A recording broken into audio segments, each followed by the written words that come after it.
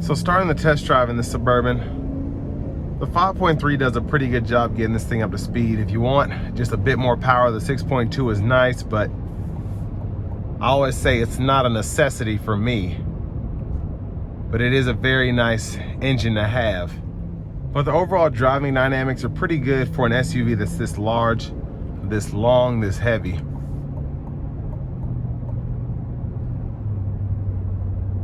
But we're gonna go ahead and just give it a bit of throttle getting on the interstate here.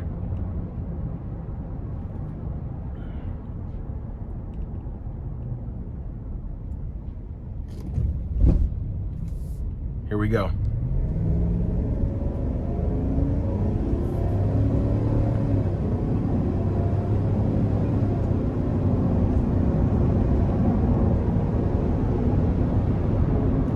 So not flooring it by any means, but giving it a pretty good pull to merge here.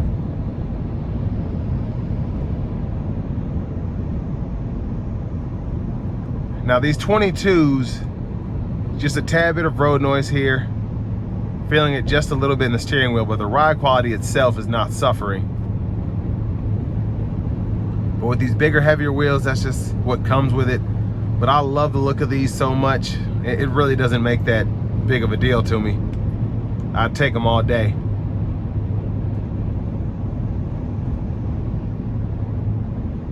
But what's neat about the Suburban, I think, is you get something that's relatively easy to drive. Now the fuel economy is borderline awful. You can get a little bit better on the Expeditions, I think. But I mean, you get a tow capacity of 7,500 pounds. And you get a V8 that sounds good, that gets up to speed relatively nicely, and then you have so much cargo space in the back.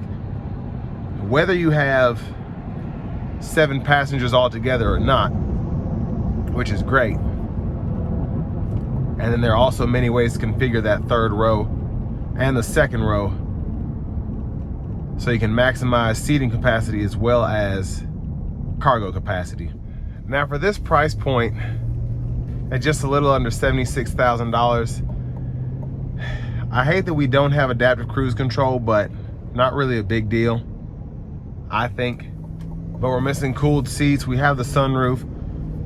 I test drove an RST right before I did this one just to compare. And I'd probably take that RST just because it had the adaptive cruise there. And these wheels, these are a $2,000 option. So that had a lot to do with the difference in price.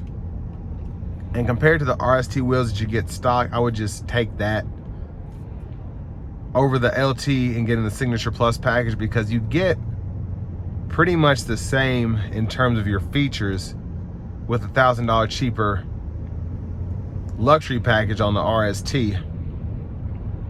But I do think there's something to be said for this LT Signature Plus, just because the chrome wheels look great. All the features that you get with that added package, it's just, this feels more luxurious. And though the RST is more sporty, I do think that this looks better. Now I wouldn't necessarily pay the extra $2 grand and then not have adaptive cruise. That's my only thing. But a lot of people don't like adaptive cruise control anyway. And if that's you, I'd definitely take this, because that's the only thing I'm missing with how that RST was spec'd as opposed to this LT here. But another big shout out to Chevrolet Buick GMC of Murfreesboro for allowing me to review the Suburban today. And then if you're looking for the best deal in your area on a Suburban, or really any new vehicle, take a look at the link below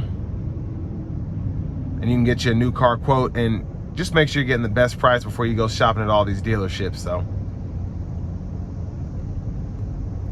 but I like the Suburban. Can't wait for the 25 refresh, but this one is still very, very nice. And with all that being said, this will bring me to the end of my review of this 2024 Chevy Suburban LT Signature Plus.